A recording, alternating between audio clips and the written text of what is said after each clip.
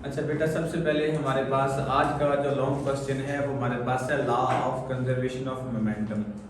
तो last time हम लोगों ने टॉपिक किया था फोर्स एंड मोमेंटम का किया था, वो भी एक लॉन्ग क्वेश्चन है और ये भी हमारे पास एक इम्पोर्टेंट लॉन्ग क्वेश्चन है। तो आज का जो हम टॉपिक करेंगे वो हमारे पास है law of conservation of momentum. ये एक लॉन्ग क्वेश्चन में आता है, ये हमारे पास एक इम्पोर्टेंट लॉन्ग क्वेश्चन है। अच्छा बेटा, हम बात कर रहे हैं law of conservation of momentum की। तो यहाँ पे देखें तो मोमेंटम को अगर हम डिस्कस करें, मोमेंटम को, ये हमारे पास कौन सा मोमेंटम होगा? ये हमारे पास लीनियर मोमेंटम होगा। ये हमारे पास होगा लीनियर मोमेंटम।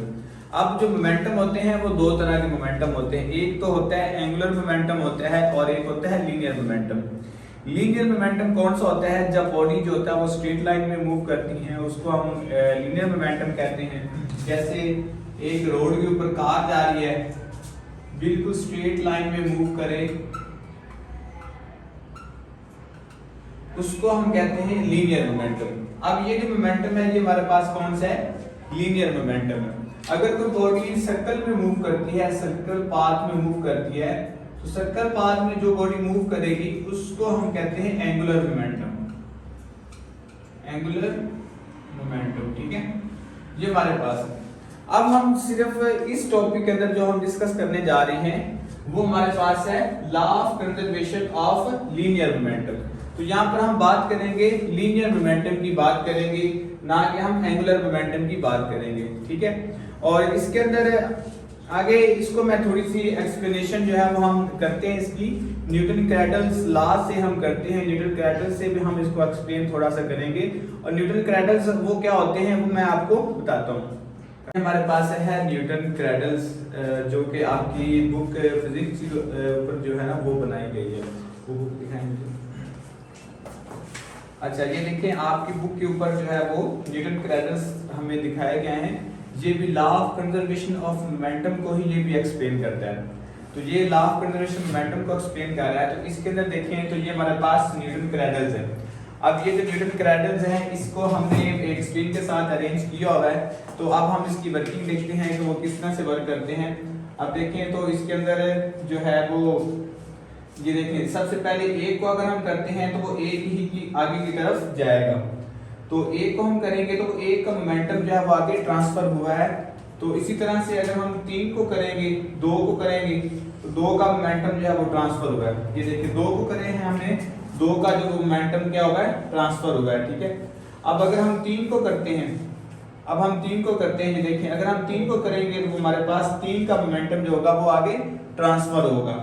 तो अगर तीन के बजाय अगर हम चार ले लेते हैं, तो जैसे हम अगर अब हम चार लेंगे, देखिए अब हम चार लेंगे तो चार का मोमेंटम जो होगा वो आगे क्या करेगा? ट्रांसफर होगा, ठीक है। हमारे पास आगे इसी तरह से जो हमारे पास मैंने बताया कि लॉ ऑफ कंजर्वेशन मोमेंटम के अंदर क्या होता है कि बॉडी का मोमेंटम जो होता है वो ट्रांसफर होता रहता है। अगर हम एक बॉडी लेते हैं तो उसमें एक बॉडी का मोमेंटम ट्रांसफर होगा, अगर दो बॉडी लेंगे तो टू बॉडीज का मोमेंटम जो होगा वो ट्रांसफर होगा।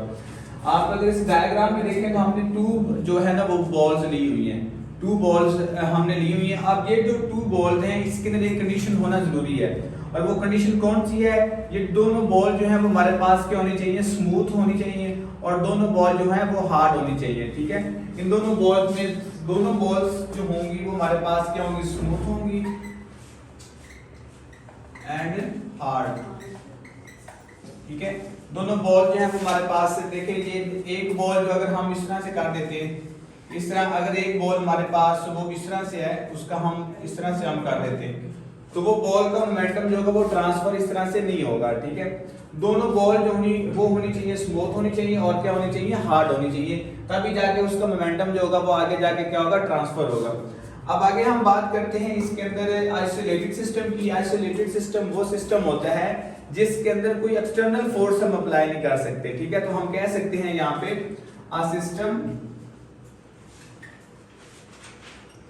a system is said to be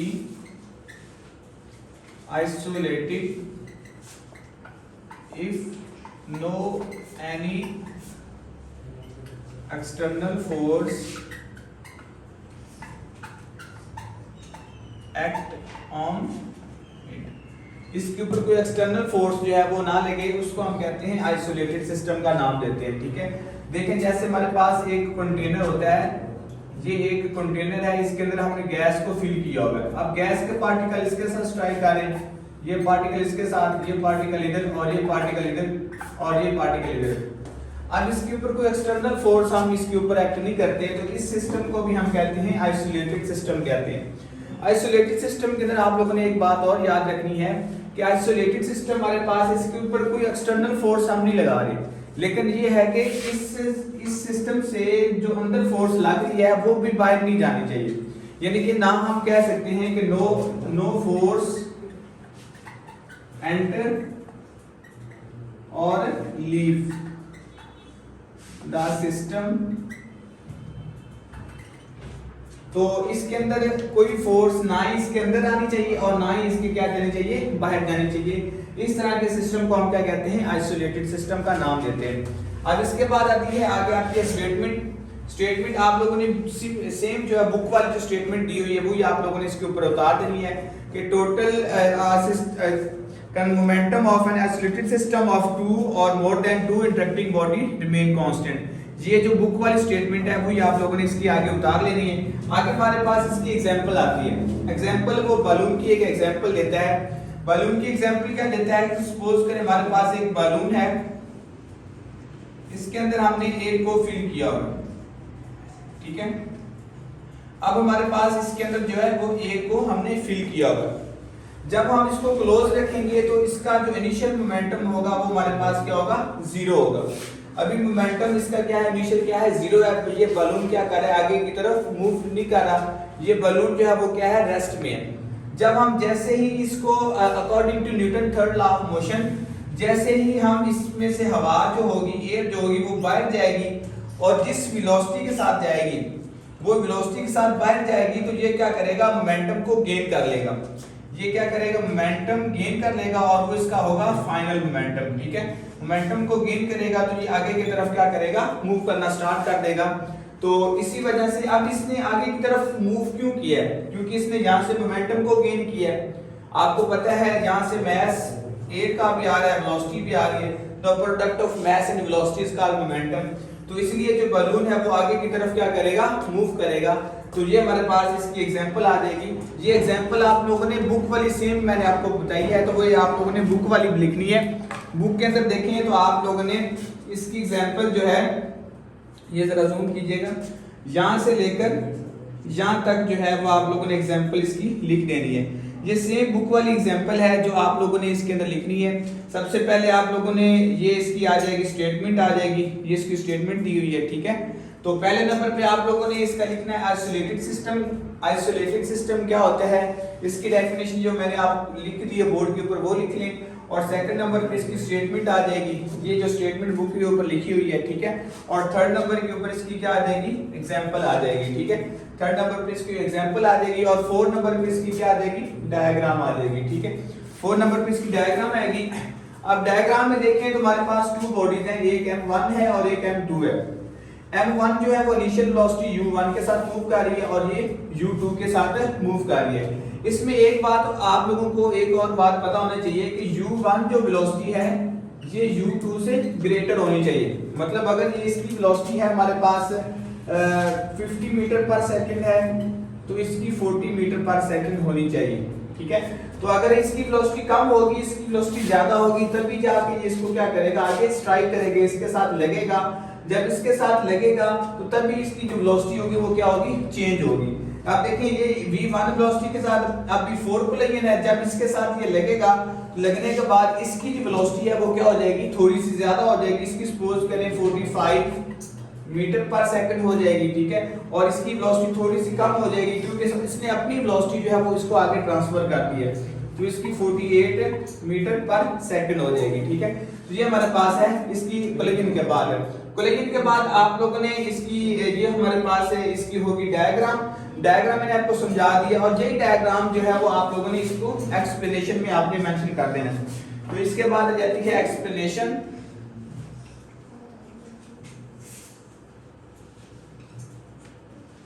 explanation आ जाएगी।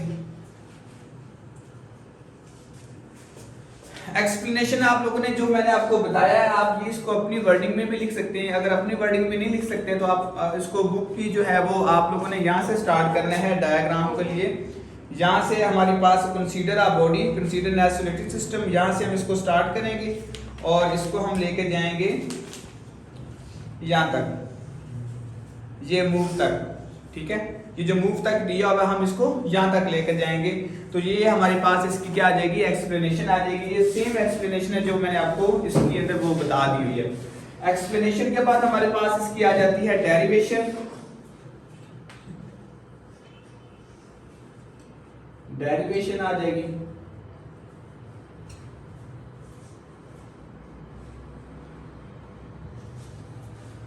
डेरिवेशन में हम इसको सबसे पहले हमने आप इस डायग्राम को देखकर इसकी डेरिवेशन जो है वो हम कर सकते हैं। डेरिवेशन में हमारे पास सबसे पहले आएगा, ये हमारे पास इस बॉडी की m1, इसका मोमेंटम आएगा, momentum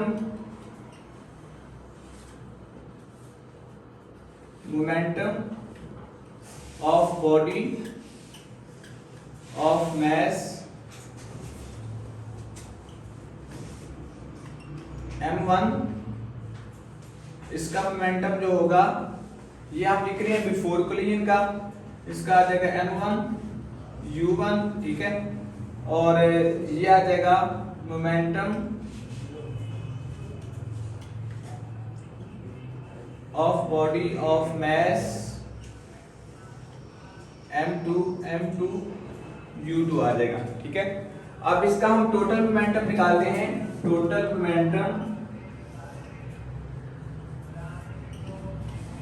momentum before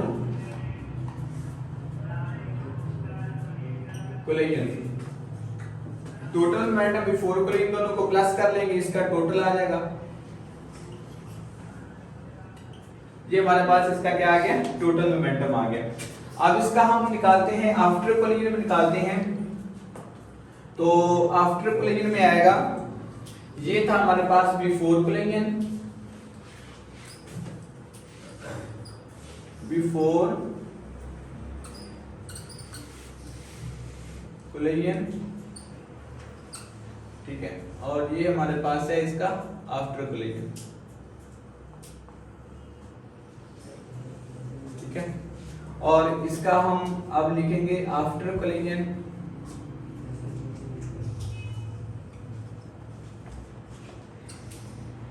after collision भी लिखेंगे इसका।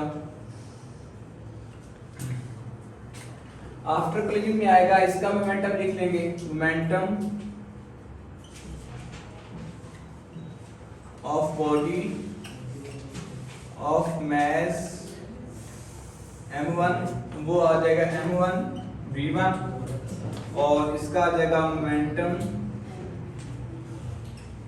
Of body of mass m2 v2 आ जाएगा, ठीक है। अब हम इसका निकाल लेते हैं total momentum. Total momentum after collision, ठीक है। आफ्टर कोलिजन निकालेंगे तो इन दोनों को हम क्या करेंगे बताओ, प्लस कर लेंगे। क्या करेंगे, m1 v1 plus m2 v2। अब हम यहाँ पे फॉलो करेंगे law, according to law of conservation of momentum.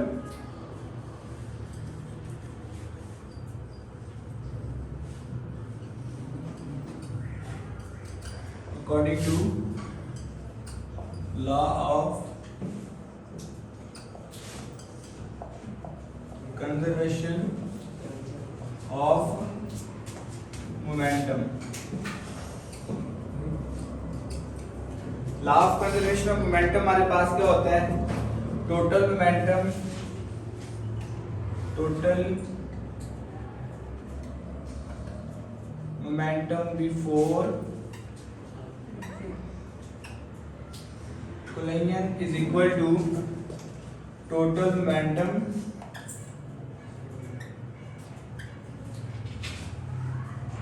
After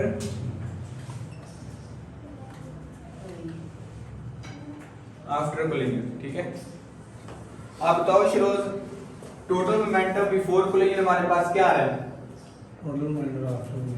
total momentum before collision हमने निकाला है अभी तक, बताओ। ये नहीं आ रहा, m1 m1 u1 और प्लस m2 u2, ठीक है। आप बताओ Fardeen, total momentum after collision क्या आ रहा है? m2 v2 after collision total निकालना हमने, m1 प्लस m2 v2।